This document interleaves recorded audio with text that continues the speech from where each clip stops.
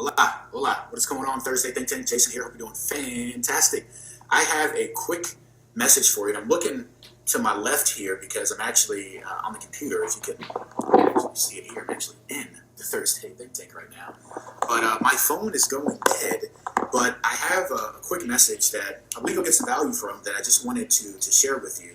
And this message resonated with me so much that it really had me in a very reflective mode, and it had me look at a lot of the things that I've been doing in my own business to see, how I can use what I'm about to share with you to continue to move forward faster. And in fact, this very thing I'm about to share with you actually stifles a lot of growth. It actually holds you back from getting more clients in your business. So I had the opportunity this past weekend to mastermind with some brilliant business owners, like absolutely brilliant marketers. And some of these were Sam Bell. I mean, we may be related, I don't know, but he runs a PPC company and deals with a lot of high-end clients. Like you see a lot of these ads that you see over and over again from coaching and even works with a lot of supplement companies, like some of these big brand names. Like that's what he does. Ron Douglas, you've probably heard of Ron. He sold like 1,000,005 books, best-selling author many a times. He's actually doing a launch right now. So got to network with him. Ty Cohen, like brilliant guy. I mean, purely just a very, very smart business owner. And then Tommy Traffic, he's probably known as, they call him Tommy Traffic. He does a lot of high-end advertising with YouTube. And he actually shown us some stuff where he's spending almost like $200,000 a month, just an ad spend for some clientele. So anyhow, so we're masterminding with all these folks. And I mean, just mind blown, all these ideas that are just flowing, a lot of things that are going. And it's just like, I can't write fast enough. But something that Tommy shared that I want to share with you, you're going to get that it just touched me, right? I got a lot of value from it. And what he said was, stop moving the goalpost. Let me say that again. Stop moving the goalpost. He said what took him in his business from virtually doing nothing in sales in 2008 to the next year doing over 300K and the next year almost doubling it was he stopped moving the goalpost. He says, here's what most people do. Here's what most business owners do. They'll have this goal. And let's say this is the goal and you're right here. And maybe this goal is I'm selling reputation marketing, right? Or this goal is I'm selling SMS marketing. Or this goal is, I'm building websites. And you start on this journey and you do a little bit of work, you make a few phone calls and it may not go the way you want it to go, but then what do?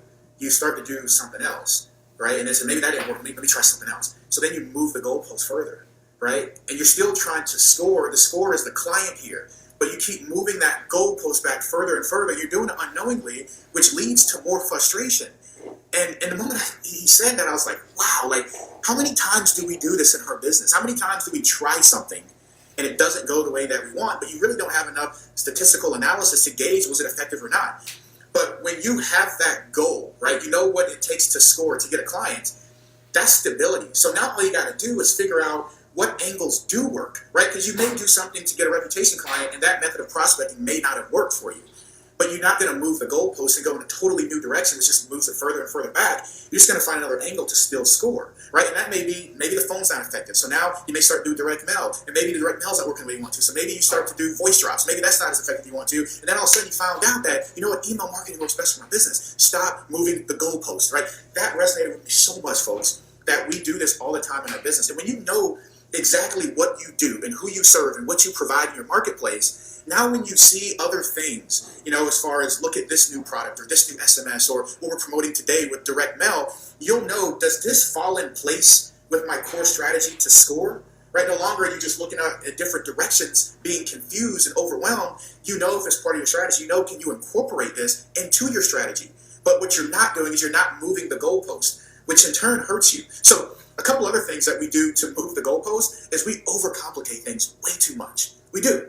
Like, I'm part of other groups, and I see a lot of chatter in different groups that are, in the offline space. And the thing is, I want you to think about the service that you sell right now. What does it really take, right? You may have a niche, right? You provide a service to solve a problem and provide a solution, and all you got to do is contact these people. What I see is, well, I need testimonials, or I need some proof, or I need credibility, or I need to know what the stats are for this year in this particular service. And it's all these things that we do that essentially are moving the goalpost and creating roadblocks for ourselves. And we do this all the time. Like, none of that stuff matters. What you got to do is go and sell. And I promise you, all the stuff that is just wasting your time, I guarantee you that stuff's wasting your time. If you're focusing on anything but selling, you're wasting your time. You're moving the goalpost. You're getting further away from where you need to be. You're creating roadblocks and distractions. But if you focus on selling, all those questions that you have about credibility and I need stats, it'll come. It'll all come. It'll all come. So I just want to share that quick message with you. Stop moving the goalposts, folks. Stop moving it. Stop moving the goalposts. Figure out your strategy. Figure out who you're serving, and just go in that direction and stop creating roadblocks for yourself. So that's all I got today. I hope that resonates with you, because when we were going through this masterminding around all these brilliant marketers, like in my mind, like, it's that simple. It's like, yeah, right. You know, one of the guys is doing over 100K per month in just one of his businesses. Just one of his businesses, over $100,000 a month. He sells the same product and sells the same thing for 8 years. Every time he goes to events, they say, well, what are you doing now? I was like, we're selling the same thing, right? But what he's done is he knows his goal is to sell this product, and he just finds different angles to continually keep scoring. You see what I'm saying? Right? Just find different angles. Okay, this worked right here, so maybe I got this working right, and it works. So I know if I touch this person and prospect them in this manner 5 times, I have 5 touches, that leads to a score. Maybe if I continue to do that over and over again, that leads to more clientele. Maybe if I go to this angle and try, let's say, a voice drop, and I refine that, then now I can continue to score. So he's finding the same different angles to go to the same place to score. And again, the simplicity of what they do and not complicating things for people that are literally, I was around millionaires this weekend, like literally millionaires, many times over sustainable. And what the takeaways was, stop moving the goalposts and keep things simple, right? So it was just, it was very informative, very mind blowing, and it was a good experience. I wanted to share that with you all as well. So we got Wayne over here. He's on. What's going on, my friend? I know I didn't announce this, so I'm glad some people can come on here. Yvonne is here. How you doing, my friend? Yvonne says, definitely so easy to overcomplicate and then to get discouraged. That's a good point. That is a solid point. We do it all the time. We do it all the time. You know, I got a birthday marketing group as well, probably in our group, and you know, I have people that are in there just talking about a lot of stuff and a lot of speculation, right? And it's a roadblock. You don't want to admit it, but it's a roadblock. Like, go out and sell. I introduced the concept as we were going through our mastermind to some of these people, and their responses were, that's the most easiest thing I've ever heard in my life. Like, these are guys that, like, they run $200,000, $1 million plus a month of people's traffic. They say, so you're telling me all you got to do is throw up one ad and you're creating birthday clubs for businesses, and that's all you do? So you can literally call somebody on the phone and say, hey, you know, I have an ability to reach 3,000 plus customers for you every week, and I can send you business. Would you like to talk? Like, that's the easiest sell in the world. But yet we complicate things so much. Right? That's as easy as it is. Right? So stop complicating things. Stop moving that goalpost for you. But I want to hear some any feedback, any questions you all have. I'm on right now. We got a few more viewers on this thing, but I am done with my message. Okay, Yvonne has a good question here. Let's go through it. This is fun. Maybe we need to do this some more. She says, what advice do you have to overcome fear and rejection in sales? I love this question. I absolutely love it. All right, so I'm going to give you 2 things that I do, and it's worked tremendously well for me to just help me just overcome a lot of stuff. All right, the first thing that you got to do, actually there's 3 things. The first thing is you have to remember why you're doing what you're doing. Okay, why are you doing what you're doing? I know this sounds, you know, very fluffy, but this is important. Going somewhere. So why are you doing what you're doing?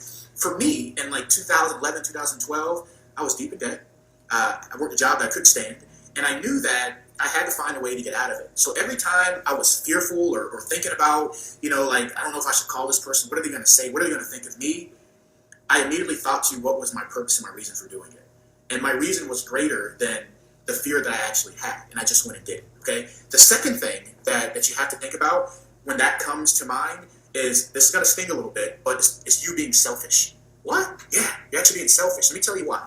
Because a lot of that fear that we have comes from, what are they going to think about me, right? How are they going to perceive me? And if you're thinking about you, that's kind of selfish. And the first time I heard that, it kind of made me sit back in my chair.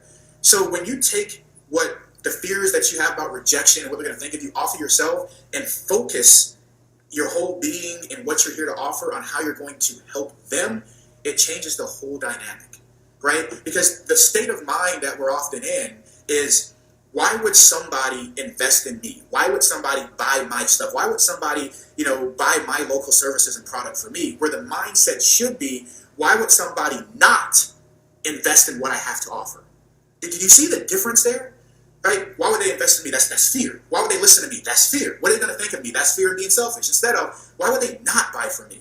So getting to that point comes with having competence about the services and the products that you provide. Right? And competence is knowledge about what you do. So that's why I always say, no matter what you sell, it's important to know in depth about what you provide and what it's going to help them solve. And when you start to get competent about your service and your product, you will then become more confident right? So then what happens is, what you got to do is you just got to say, screw it. I have something of value to offer, and I'm going to provide this value to them. And I'm going to make. You just got to do it. You just got to do it. And you're going to trip over yourself. You're going to feel a little bit fearful, but just keep doing it. And the more you do it, you know what you're going to say? You're going to say, that wasn't so bad. That wasn't so bad. I feel that way a lot of times, still to this day. But then I say, am I being selfish? Because you have something to give them to really help them. You have something to be able to improve their ROI, help them get new customers in the door. Why wouldn't you provide that to them? Did you see what I'm saying? So those are ways you can overcome that fear. Stop thinking about yourself. Get your eyes off yourself. Start thinking about them. Start thinking about how you can continue to help them and what you have to offer. Think from the standpoint of why would they not want to buy from me. Get more confident about your product. And the last thing is just do it. Just freaking do it. And you'll be golden. All right? Hope that answered your question. What else you all got? What else you all got here? I don't want to be on here too long. I know you guys got things to do. But any other questions, throw them at me. Let me know what you got. Maybe we can start doing more of these, kind of often. We haven't. I think we've probably done like one live event inside of the group here. But if you guys got anything, hit me.